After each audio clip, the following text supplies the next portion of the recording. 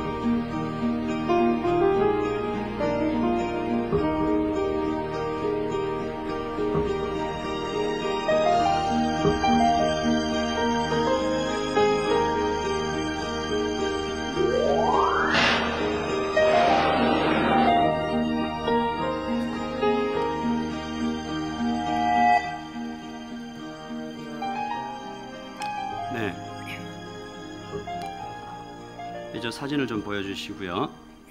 한국에 방문을 하셨던 분은 어디론가 전화했을 때 이런 대답을 들으신 적이 있을 겁니다. 사랑합니다, 고객님. 저도 처음에 이 말 들어서 굉장히 당황했습니다. 웬 아가씨가 저한테. 그 다음 그림 보시죠. 자기 속은 불편하지만 웃고 있죠. 그 다음 이 책 이름인데요. 엘리 훅실드라는 사회학자가 1983년도에 처음 소개한 용어예요. 감정노동, emotional labor라는 말은 실제 자신이 느끼는 감정과 상관없이 회사에서 바람직하다고 여기는 감정을 표현해야만 하는 감정적 노동을 의미합니다. 그런 감정적 노동을 이미 하고 있는 형제 자매들도 있을 것 같아요. 이걸 보면서 여러분이 막 공감하시는 분도 계신데, 훅실드의 책에서는 영어로 이렇게 나와 있습니다. Emotional labor refers to the process by which workers are expected to manage their feeling in accordance with organizationally defined rules and guidelines. 무슨 말인지는 해석하시고요. 쉽게 얘기하면 기분이 좋건 자신의 기분이 좋건 나쁘건 손님이 무슨 짓을 하더라도 웃으면서 친절하게 대해야 하는 그런 노동을 이야기합니다. 한국의 한 대형마트에 가면 생각의자라는 게 있대요. 그게 뭐냐 하면 그 점원이 혹시 손님한테 이렇게 불친절하게 대해서 컴플레인을 받으면 그 생각의자에 앉아가지고 2-3시간 동안 반성을 해야 되는 거예요. 너무 마음이 아팠어, 내가 그 얘기를 듣고. 또 한 지하철 직원은 승객한테 억울하게 뺨을 맞고 보스한테 찾아가서 내가 너무 억울하다라고 얘기를 했는데 보스가 이렇게 얘기했답니다. 너희는 그러라고 돈 받는 거야. 너희는 쓰레기통이야. 라는 잔인한 대답을 들었다고 합니다. 저는 이 단어가 현대 사회를 아주 잘 설명해 주고 있다고 생각해요. 자신의 감정을 속이고 상대가 원하는 대로 웃어주고 친절하게 대해야 하는, 그것을 강요받는 사회가 되어가고 있고, 또 그 영향은 사회 모든 곳에 이렇게 뿌리 깊게 내려가고 있는 것 같습니다. 두려운 것은 교회도 그렇지 않은가라는 생각이에요. 저는 지난주 말씀에 우리는 모두 한 가족이다, 한 몸이다 라는 말씀을 나눴고, 그래서 서로 미워하고 싸우고 나누면 둘 다 죽는다 라고 이야기했습니다. 그래서 우리는 서로 옆 사람에게 다 이렇게 고백했죠. Yes, I am my brother's keeper. 그리고 옆에 사람한테 이렇게 고백했습니다. 내가 너를 지켜줄게. 기억나시죠? 그런데 그 모든 것이 흡사 이 감정 노동처럼 그냥 말로만, 그냥 얼굴로만 그렇게 되어가고 있는 것은 아닌가.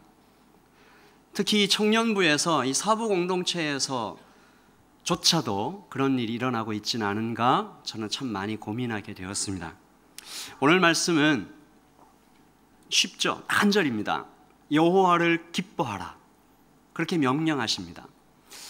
우리가 성경을 볼 때 앞뒤 컨텍스트를 잘 봐야 하는데 그 문맥을 살펴보면 시인은, 이 명령을 받고 있는 시인은 지금 고난받고 있는 중입니다. 1절을 보면요, 악을 행하는 자들 때문에 불평하지 말며 불의를 행하는 자들을 시기하지 말지어다. 무슨 얘기예요? 이 시인 주위에 악인들이 있다는 얘기입니다. 그리고 7절에 보면 여호와 앞에 잠잠하고 참고 기다리라. 그 뒤를 잘 보세요. 자기 길이 형통하며 악한 죄를 이루는 자 때문에 불평하지 말지어다. Do not fret because of him who prospers. 잘 되는 거예요, 악인들이. 나한테 막 쏟아붓고 그렇게 악한 짓을 하는 죄들이 잘 되는 거예요. 그런 상황 가운데 시인이 있는데 그 시인에게 여호와께서 여호와를 기뻐하라라고 명령하시는 것입니다. 마치 우리 상황을 좀 보자면 이 직장인들은 손님이 막 앞에서 심한 욕을 퍼붓고 있는데, 혹은 직장 상사가, 혹은 여러분의 교수님이, 혹은 여러분의 선배가 온갖 나쁜 짓을 나에게 하고 있는데 그런 짓을 하면서도 그들은 잘 돼요. 그런데 나는 막 망해가고 있는데, 그런 당하고만 있는 상황에 하나님의 말씀이 여호와를 기뻐하라라는 명령이 내려지는 것입니다. 이런 일이 참 교회 안에서도 있겠다라는 생각이 들고, 그렇다면 하나님의 이 명령이, 하나님을 기뻐하라는 이 명령이 혹시 감정 노동을 요구하는 것인가? 나는 안 기쁜데, 나의 상황은 이런데 그냥 억지로 하나님이 기뻐하라고 하시니까, 또 기뻐하면 뭔가 좋은 걸 주신다고 하니까 억지로 기뻐해야만 하는 그런 종교적 감정 노동을 의미하는 것인가? 실제로 많은 성도들은 이렇게 오해하고 있는 것 같습니다. 마치 교회에 오면, 마치 직장을 가면 가면을 쓴 것처럼, 그렇게 가면을 쓰고 있는 것처럼 친절하게, 무난하게, 아닌 척하며 그렇게 살아가고, 그리고 교회로 이렇게 전도를 하려고 복음을 전하면 교회에 가면 가면을 써야 되잖아 라고 얘기하며 신앙생활 어려워하는 사람도 저는 여러 명 만나보았습니다. 그러나 우리 청년 여러분, 하나님이 어떤 분이세요? 하나님이 우리에게 그런 것을 명령하실 분이 아니지 않습니까? 하나님께서 우리에게 그런 감정 노동을 요구하시는 분이 아니시잖아요. 그런 수준의 말씀을 하시는 분이 아닙니다. 하나님은 에덴에 아담과 하와를 창조하시고 거기 두시면서 그 아담과 하와에게 선악과를 따먹을 수 있는 자유를 주신 분입니다. 이것을 다르게 얘기하면 창조주 하나님을 거절하고 떠날 수 있는, 거부할 수 있는 자유까지 주신 하나님입니다. 그런 하나님이 우리에게 억지 웃음과 억지 기쁨을 요구하실 리가 없지 않습니까? 웃어. 왜 안 웃어? 죽는다. 울어. 뭐 이런 게 아니라는 거예요. 억지로 웃거나 울게 만들고 그 울음이나 웃음에 만족하실 아니면 거기에 속아 넘어가실 만한 하나님이라면 애초에 우리를 로봇으로 만드셨을 것입니다. 그리고 하나님께서 이걸 좀 잘 들으세요. 성경 전체에 나타난 우리 성경을 해석하는 한 기준 같은 것인데 잘 들으세요. 하나님은 우리에게 명령하실 때 단 한 번도 자신은 그것을 지키지 않으시면서 우리에게 그것을 명령하신 적이 없습니다. 단 한 번도 없어요. 그러므로 하나님께서 우리에게 하나님을 기뻐하라라고 명령하셨다는 그 말씀을 대할 때 우리는 적어도 두 개의 사실을 생각해낼 수 있습니다. 첫 번째, 같이 읽어보죠. 시작. 하나님을 기뻐하는 것은 자연스러운 반응이다. 둘째, 시작. 하나님께서 나를 먼저 기뻐하신다. 이게 무슨 말인가 하면 하나님을 만나면 자연스럽게 기뻐하게 된다는 겁니다. 여러분, 그 조그마한 아기들, 되게 예쁘고 귀여운 아기들 이렇게 딱 보면 먼저 이렇게 여러분의 의식하지 않았는데도 여러분의 얼굴에 이렇게 미소가 확 번지죠. 안 그런 사람이 있어요? 병원에. 그러니까 그렇게 확 번지는 자연스러운 반응. 하나님을 알게 되면 우리 마음 가운데 자연스러운 기쁨이 진심으로 생겨나게 된다는 얘기고, 동시에 하나님께서 나에게 기뻐하라라고 명령하셨다는 사실은 하나님이 나를 기뻐하고 계신다는 것입니다. 이것을 조금 더 이해가 쉽도록 제가 한 동영상을 준비했습니다. 좀 보시죠. Hey Lily, do you want to open a birthday present early? Yeah. You do? Okay, go sit on the couch. Is your birthday coming? Yeah. Okay. So just open that backpack. Oh, heavy. Just cause? No, just open it. Just look what's in there. Oh my goodness. Well, what's in there? Pull the stuff out. I got a movie. How'd you know I won this, Mom? Yeah. What else? I got another movie. How'd you know I won this? I didn't. I just didn't. Mommy, how? Do you remember? Show me. What does it say? I love Disneyland. What else is in there? More snacks? That's it. Where do you think we should take all this stuff? Leave it here. Where do you want to go with it? If you could go anywhere, where would you want to go? Disneyland. Why don't we go? Okay, let's go. Now. Today. Okay. I'm being serious. We going? We're leaving today to go to Disneyland. Are you joking? No, I'm not joking. Are we done? Yes, we're going.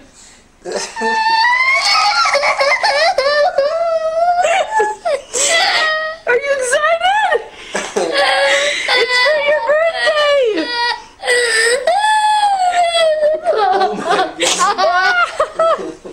Happy birthday! It's my birthday today. No, in a week, but we're going. I'm crying too. I'm crying too. You excited? Give Daddy hugs. Are you gonna worry about it? We're going when Daddy gets home from work. When Daddy gets home from work. Do a happy dance. Yeah! I love you. I love you too. Okay, bye.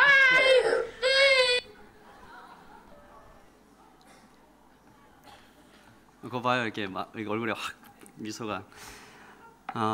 하나님을 기뻐하라라는 명령을 주신 하나님께서 우리에게 이렇게 하신 것입니다. 감당할 수 없는 선물로 그렇게 우리를 벅차게 하신 거죠. 여러분 이걸 보고 웃네요. 제 아내는 이걸 보고 울던데. 선물을 주시는 하나님, 선물을 주실 뿐만 아니라 하나님 자신을 우리에게 주시는 하나님. 그러므로 하나님을 기뻐하라는 말씀은 기뻐할 수밖에 없도록 행하시는 하나님, 그리고 그 주체할 수 없는 기쁨을 주시는 하나님, 하나님을 생각하기만 하면, 하나님의 이름만 떠올리기만 하면 가슴이 터질 것 같은 행복으로 차오르게 만드시는 하나님, 그런 하나님을 이야기하는 것입니다. 웨스트민스터 소요리 문답 제1문은 What is the chief end of man? 사람의 가장 첫 번째 되는 목적이 무엇인가? 라고 묻고 이렇게 대답합니다. 시작. 사람의 제일 되는 목적은 하나님을 영화롭게 하는 것과 그를 영원토록 즐거워하는 것이다. 존 파이퍼 목사님은 이것을 약간 비틀어서 이렇게 말했습니다.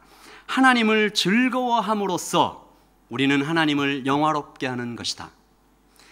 Man's chief end is to glorify God by enjoying Him forever. 우리는 그를 즐거워하며, 그렇게 즐거워할 때 하나님은 영광 받으신다. 저는 최근에 한 후배 목사님과의 만남에서 이 주제에 대해 나눈 적이 있습니다. 너무 많은 사역과 비자 문제와 개인적인 어려운 문제들로 지쳐있는 그 목사님께, 목사님, 하나님이 가장 영광 받으실 때가 언제일까요? 우리가 많은 사역으로, 그 많은 사역을 할 때일까요? 하나님이 가장 영광을 받으실 때는 내가 하나님을 가장 기뻐할 때가 아니겠습니까? 그렇게 나눈 적이 있습니다. 그렇게 제가 전할 때 성령께서 제 마음에 그 진리가, 그 말이 진리라는 확신을 제게 주셨습니다. 사랑하는 청년 여러분, 여러분 최근에 제일 기뻤던 적이 언제입니까? 이렇게 연세가 드시면 기쁨이 이렇게 확 표현이 잘 안 되는데 제일 최근에 기뻐했던 적이 언제예요? 막 뛰면서 소리를 지르면서 기뻐한 적이 최근에 있습니까? 어떤 사람은 말합니다. 우리가 예배할 때도 좀 그렇게 막 기뻐하면서 뛰면서 그렇게 예배해야 되지 않겠나라고 얘기합니다. 맞는 말이죠.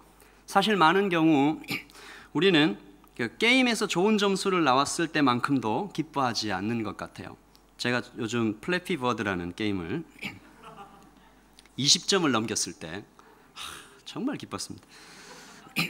그런 누가 근데 287점을 맞았다고 저한테 얘기를 해줘서 깜짝 놀랐습니다.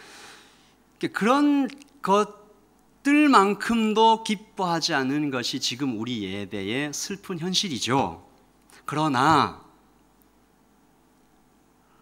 세상에서 그 어떤 기쁨을 우리가 말초적이고 감각적이고 그런 기쁨을 아무리 누린다 해도 하나님 안에서 누리는 기쁨에 비하면 그것은 너무나 불완전한 것입니다. 그것은 너무나 순간적이고 그 크기와 깊이도 비교할 수가 없는 거죠. 한 신학자는 이렇게 말했습니다. 우리의 문제는 너무 많이 기뻐하는 것이 아니라 오히려 너무 적게 기뻐하는 것이다. 하나님을 만날 때 우리의 기쁨이 너무나 작은 거죠. 하나님을 제대로 우리가 만난다면 우리는 기뻐할 것입니다. 그 아이처럼 울겠죠. 그 기쁨은 이전에 경험했던 기쁨과는 차원이 다른 기쁨을 우리가 날마다 경험하게 될 거예요. 그는 이렇게 말할 겁니다. 내가 이전에 느꼈던 기쁨이라고 알았던 것은 기쁨의 그림자에 불과한 것이구나. 영어 단어에 그런 단어가 있죠. overwhelming. 예를 들어 보자면 이렇습니다. 싸구려 장미 향수만 막 뿌려 보던 사람이 장미 꽃밭에 들어갔을 때, 또 그림으로만 보던 기막힌 경치, 밀포드 사운드라든가 뭐 그랜드 캐니언이라든가, 그런데 그 경치에 직접 자기가 가본 거예요. 가서 발로 밟고 피부로 그 모든 풍경을 느꼈을 때 우리는 얘기할 것입니다. 아, 이전 것은 단지 그림자에 불과했었구나. Totally different. 하나님을 만나는 기쁨은 우리가 세상에서 알고 누리던 모든 말초적이고 순간적이고 지나가는 기쁨과는 비교할 수 없는 것입니다. 사도 바울은 이 기쁨을 맛보고 나서 다른 모든 것을 버렸다고까지 이야기합니다. 아예 다른 것은 쳐다보지도 않게 되었다. 그 기쁨과 비교하니까 다른 것들은 배설물 같다. 너무 가치가 없다.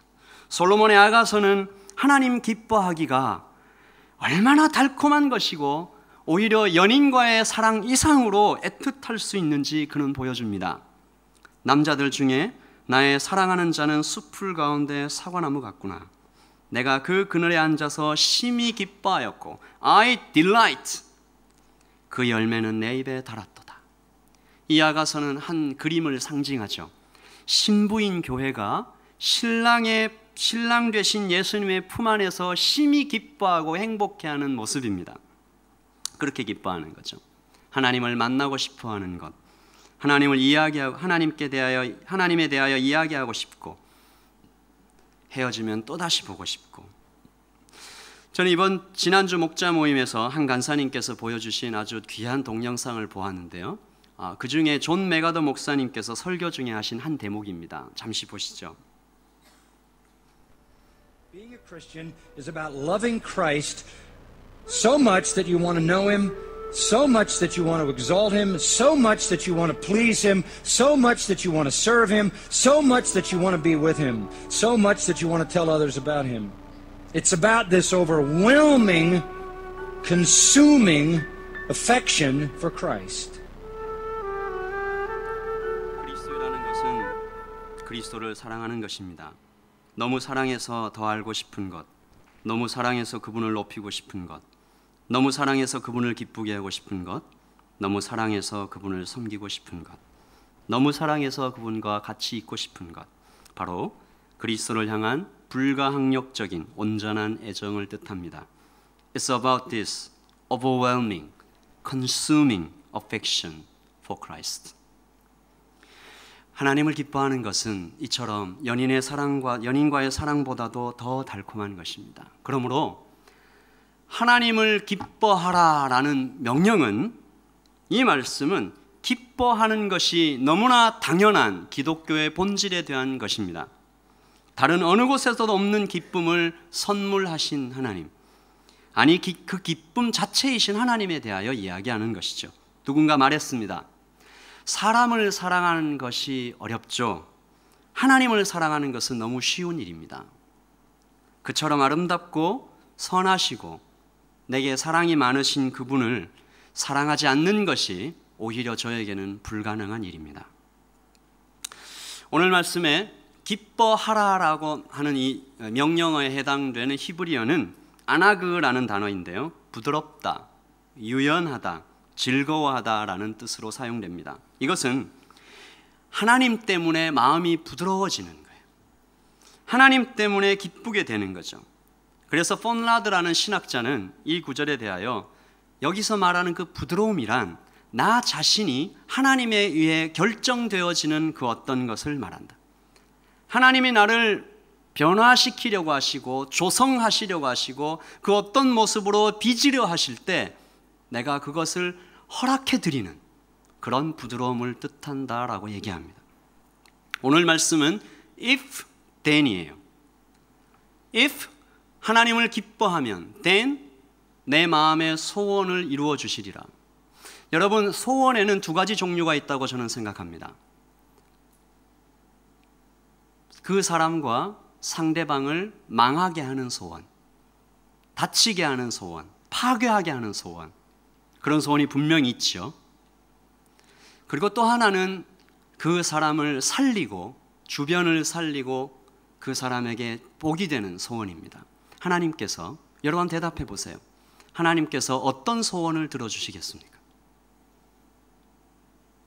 그러므로 이 말씀은 하나님을 기뻐할 때 그 사람을 살리는 그 사람 마음의 깊은 곳에 있는 그 소원, 하나님을 닮아가게 하는 그 소원을 이루어 주신다는 것입니다.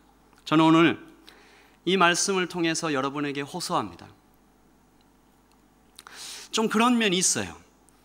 이 한국 교회 안에 특히 저희 교회가 이게 여러 가지 다 갖추고 있는데 한국 교회 안에 그리고 장로 교단 안에 그리고 그 고신 교단 안에 이게 좀 하나님을 이렇게 열정적으로 기뻐하는 것이 좀 약한 것 같아요. 그러니까 여러분이 다 갖추고 있는데 우리가 좀 이 기쁨을 회복해야 할 것 같습니다. 여호와 앞에서 부드러워지고 그리고 그 결과로 찾아오는 기쁨을 누리며 그 안에서 하나님께서 나를 살리시는 그 소원을 계속해서 들어주시는, 그래서 우리의 삶이 풍성해지는 그런 기쁨을 누리시기를 예수님의 이름으로 축복합니다. 우리가 그런 얘기를 들어요. 예수 믿는 사람들은 좀 보링하다. 그런 소리를 들으면 안 되지 않겠습니까? 하나님 얼마나 기쁘신 분인데 여러분 안에 기쁨을 좀 회복하기를 바라고, 그래서 저는 오늘 성경 속에서 나타난 이 세 명의 three example이 있는데 그 세 명의 기쁨을 통해서 그 세 명은 어떻게 하나님을 기뻐했고 또 그 기쁨을 통해서 그들은 어떤 소원을 이루는 삶을 살았는지 하나씩 좀 살펴보십시다. 먼저 다윗입니다.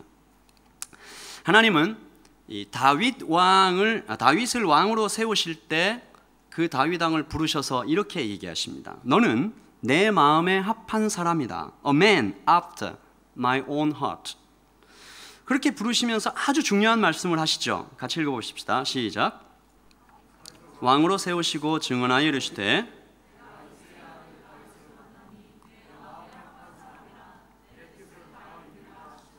아멘. 뭘 이루리라? 내 뜻을 이루리라. 누구의 뜻을? 하나님의 뜻을 이루리라. 무슨 얘기예요? 하나님의 뜻과 다윗의 소원이 같아진다는 얘기. 또 다윗은 하나님께 특별한 약속을 받기도 하는데요. 이것이 그 신학적으로 굉장히 유명한 언약입니다. 다윗 언약이에요. 한번 읽어보십시다. 시작. 내 집과 내 나라가 내 앞에서 영원히 보존되고 내 왕위가 영원히 견고하리라 하셨다 하라. Forever, forever, established forever, will endure forever. 이게 무슨 말? 이게 왜 그렇게 유명한 언약인가 하면요, 조건이 없어요. 심지어 이렇게 돼 있어요.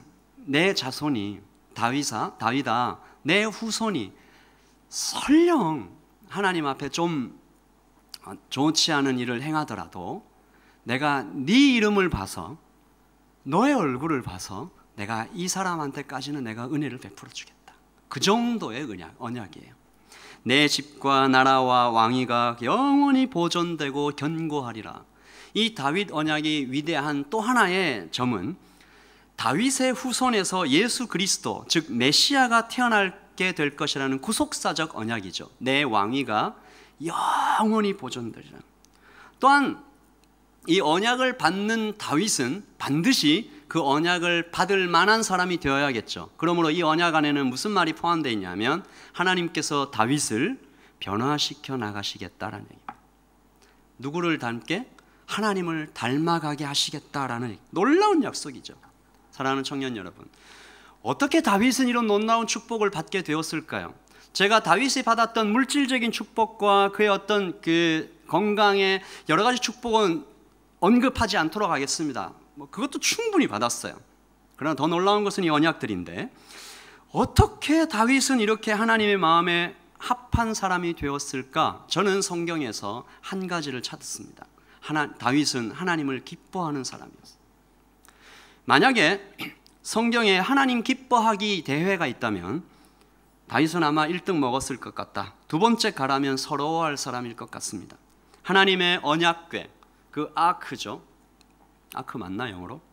어쨌든 그 법궤가 이렇게 그 예루살렘으로 이렇게 다시 들어올 때 다윗은 문자 그대로 literally 미친 듯이 춤을 췄어요.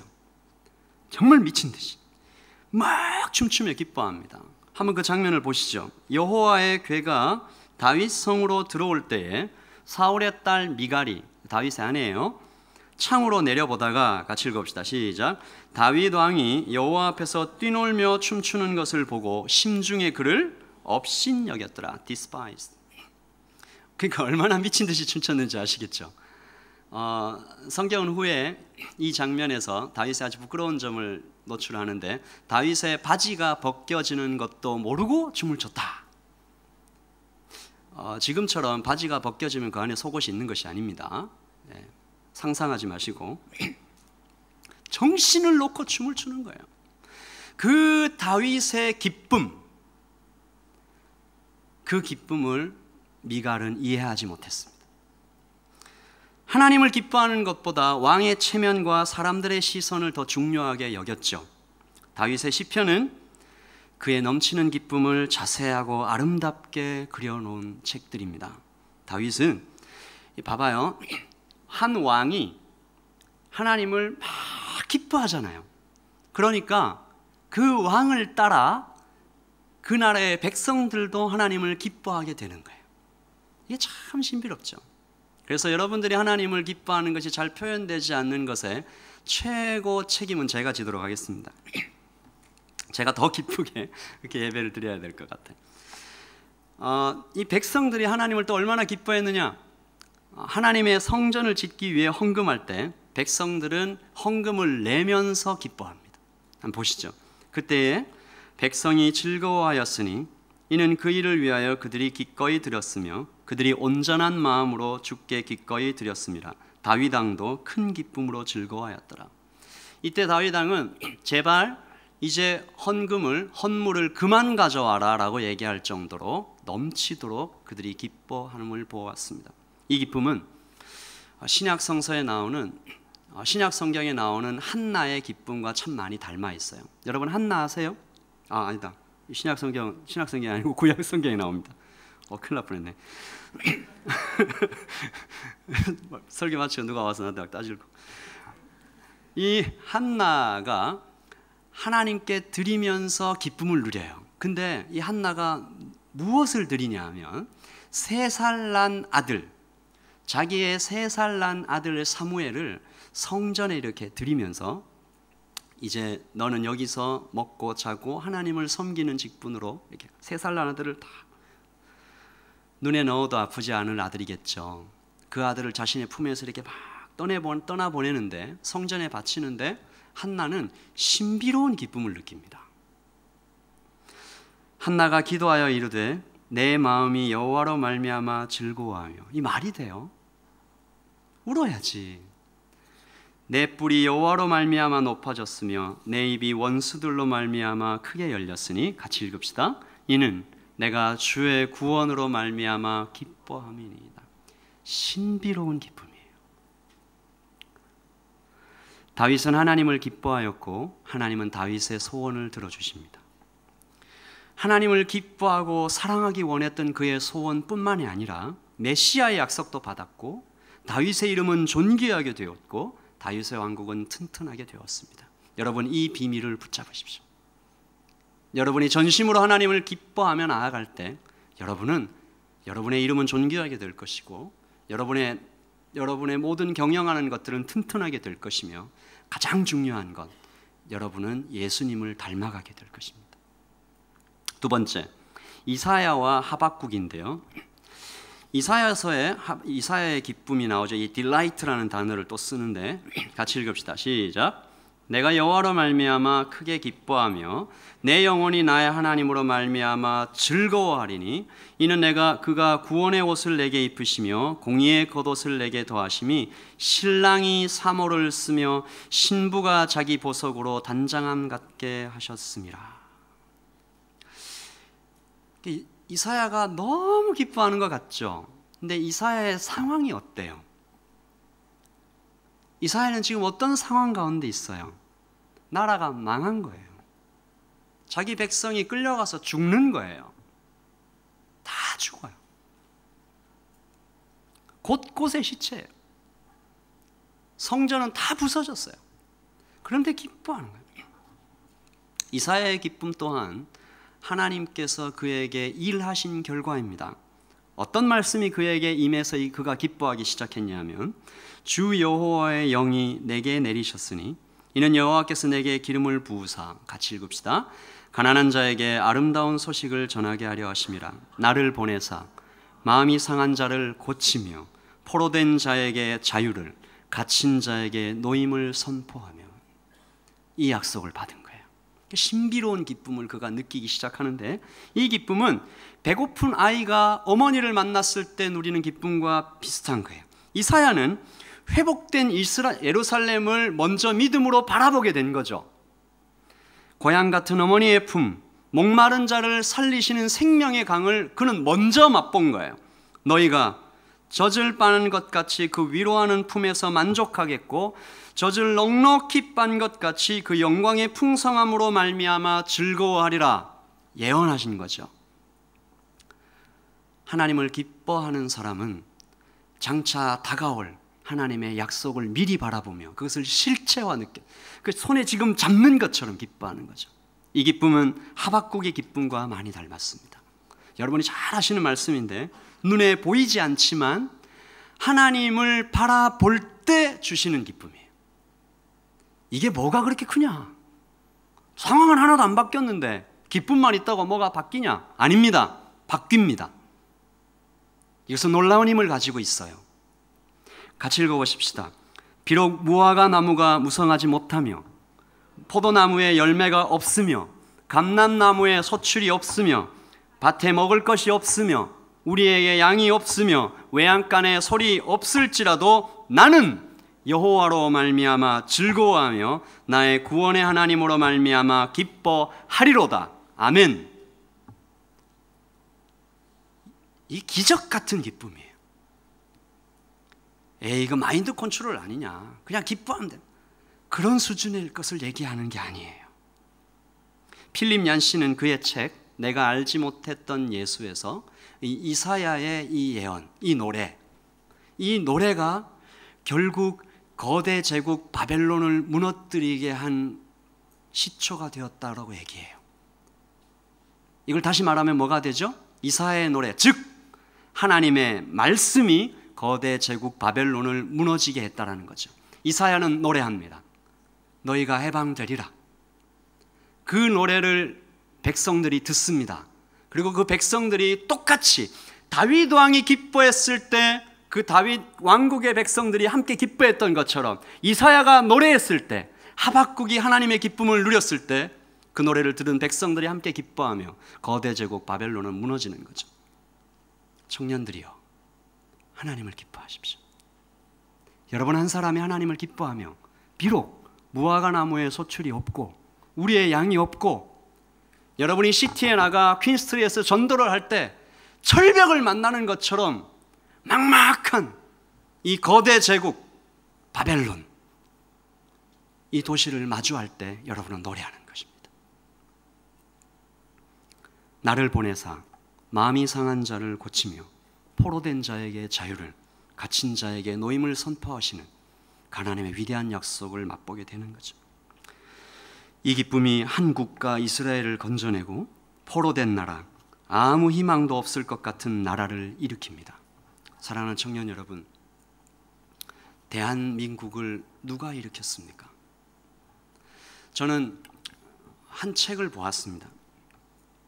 그 책의 한 구절을 읽다가 눈물을 흘리게 되었는데, 자, 여러 번 아마 말씀 가운데 얘기했던 것 같은데요, 저희 나라가, 한국이 6.25 전쟁을 당했잖아요.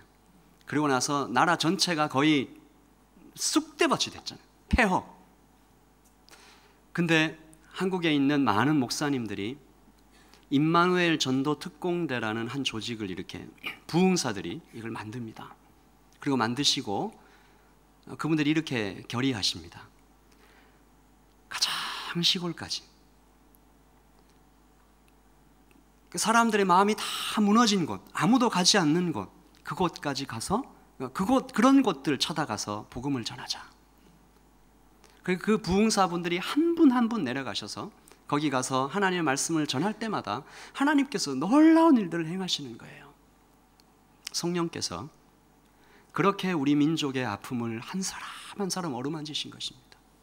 그 노래가, 그 기쁨이 신비롭게 미래를 바라보면서 붙잡았던 그 소망이 대한민국을 일으킨 것입니다. 세계 역사에서도 유례가 없어요. 원조를 받던 나라가, 스폰서를 받던 나라가 스폰서를 하는 나라로 변한 예가 많이 없습니다. 여러분께서 그 노래를 부르는 사람들이 되시기를 바라고요. 여호와의 기쁨을 마음껏 누리는 사람들이 되기를 바랍니다. 마지막 셋째입니다. 예수 그리스도이십니다. 예수님께서는 하나님 아버지의 충만한 기쁨을 이 땅에 계시는 내내 누리셨습니다. 우리가 때때로 예수님의 낮아지심과 예수님의 어떤 그 십자가를 너무 지나치게 집중하고 묵상한 나머지 예수님을 어떤 그 비극의 주인공처럼 여기는 경우가 많이 있습니다. 하지만 우리가 성경을 다시 펴서 잘 보면 예수님의 기본적인 감정은 기쁨이셨습니다. 밝음이셨어요. 어린아이들은 예수님께 가까이 가기를 원했습니다. 제가 최근 들어서야 아이들이 저한테 오는 것을 경험하고 있는데, 어린아이들은 밝고 따뜻한 사람한테 이끌려요. 그렇죠? 그의 반대자들은 너무 신나게 노시는 예수님을 아주 불편해했습니다. 먹기를 탐하는 자, 교양이 없는 자, 이렇게 막 욕했어요.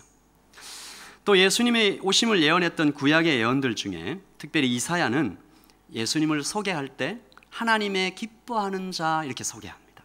같이 읽죠. 시작.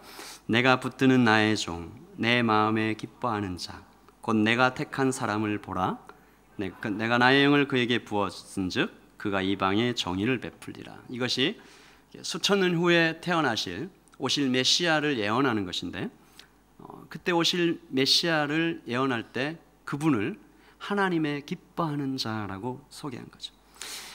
자, 우리 한번 대답을 해보세요. 하나님께서 예수님을 얼마나 기뻐하셨어요? 또 반대로 예수님이 하나님을 얼마나 기뻐하셨어요? 이게 사실 큰 의미가 없는 질문이죠. 삼위일체 하나님께서 그들 스스로를 얼마나 서로 기뻐하시고 얼마나 서로 높이시고 얼마나 서로를 존중하시는지 우리는 아마 평생을 연구해도 10,000분의 1도 이해를 못할 거예요. 그분들은 삼위 하나님은 정말 완벽하게 서로를 기뻐하시며 높이시는 분들이에요. 존 파이퍼는 이렇게 얘기했습니다. 하나님이 최우선으로 사랑하시는 대상은 다름 아닌 하나님 자신이다. 이 말을 들으면 좀 기분이 나쁩니까? 아닌데, 난데 제가 아는 한 어떤 자매는 하나님이 나를 이 세상에서 가장 사랑하신다고 나한테 얘기하셨어 라고 나에게 힘주어 얘기하고 계속 주장하고 계신데, 이 얘기를 들으면 좀 여러 기분이 어때요? 하나님이 가장 사랑하시는, 그리고 가장 먼저 최우선으로 사랑하시는 대상은 바로 하나님 자신이다. 존 파이퍼 목사님은 또 이렇게 얘기합니다. 하나님의 목적과 사람의 제일 되는 목적이 같다. 무슨 말이냐? 사람의 제일 되는 목적이 뭐예요? 금방 얘기했는데, 사람의 가장 큰 목적이 뭐예요? 웨스터민스터 소회리 문답 1번이 뭐예요? 하나님을 glorify, 영화롭게 하고 또 enjoying Him forever. 사람의 제일 되는 목적이 하나님을 영화롭게 하고 하나님을 영원히 즐거워하는 거예요. 근데 하나님의 목적도 같아요. 하나님 자신을 glorify하고 하나님 자신을 영원토록 즐거워하는 거예요. 자, 하나님께서 이 두 가지 목적을 다 이루시기 위해서 어떤 방법을 쓰셨어요? 하나님께서 하나님 자신을 우리에게 주신 거예요.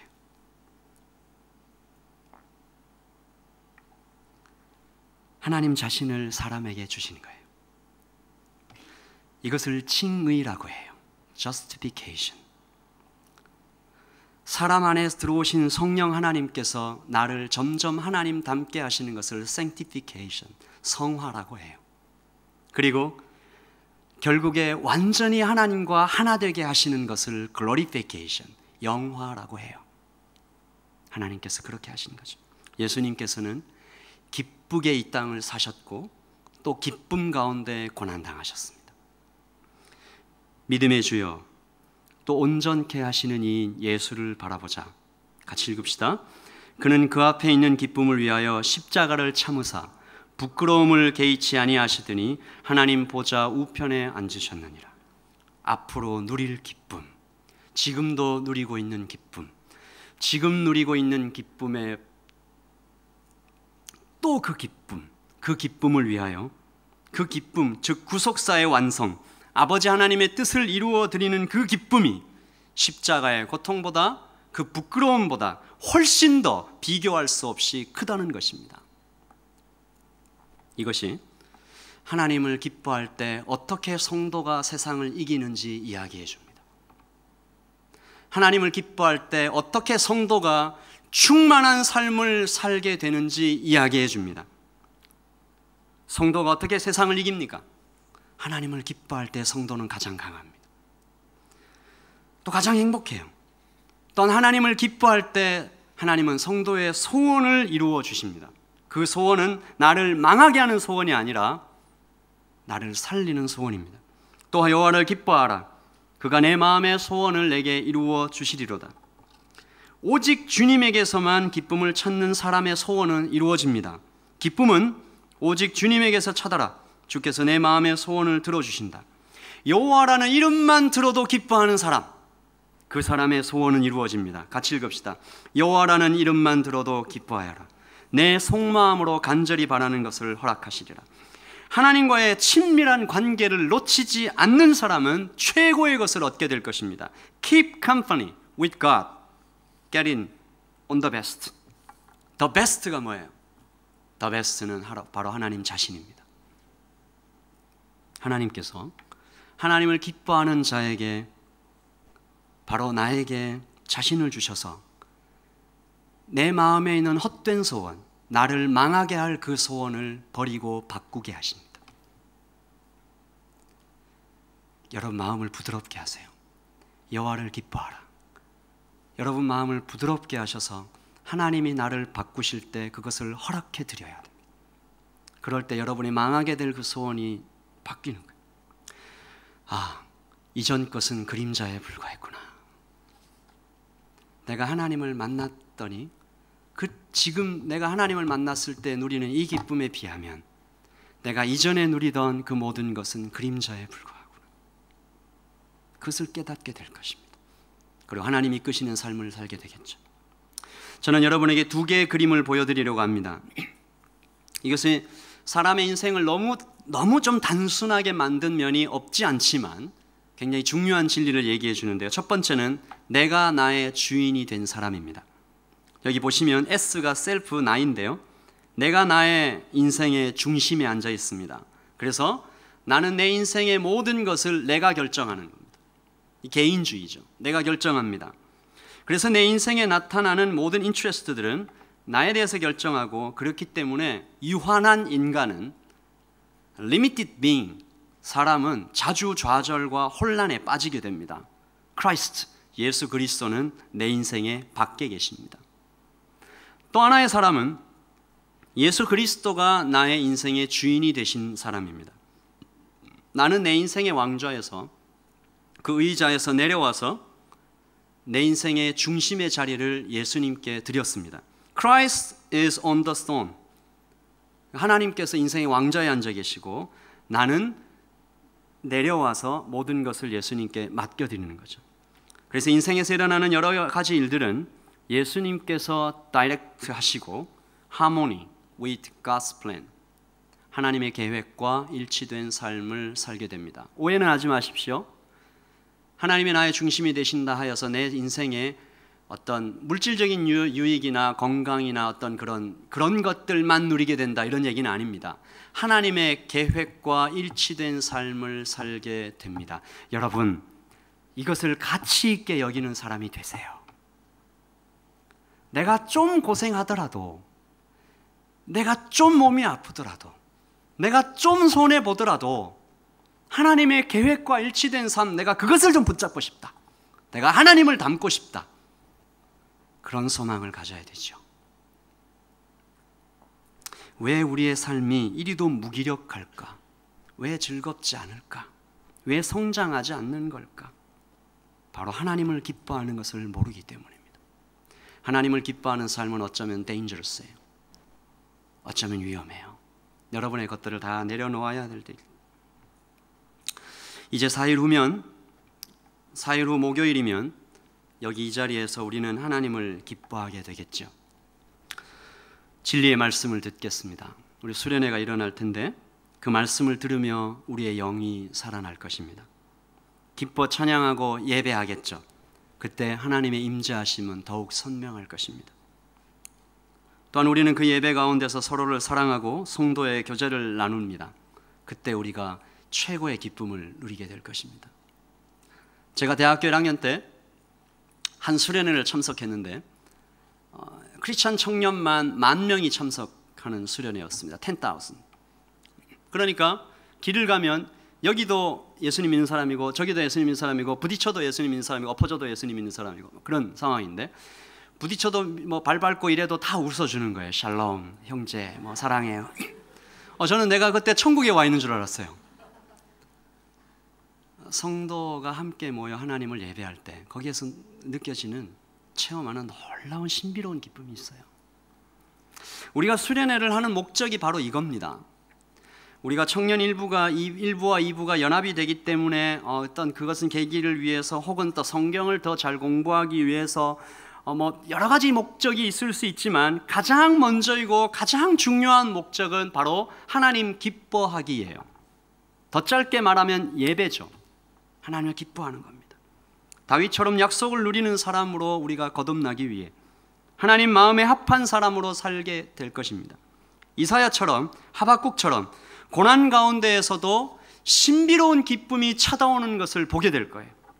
예수님을 닮게 되고 예수님을 알게 되고 예수님을 얻게 되고 더 베스트, 그분을 만나게 될 거예요. 그때 우리의 삶이 풍성해지는 것입니다. 이 기회를 놓치지 마십시오. 기도하겠습니다.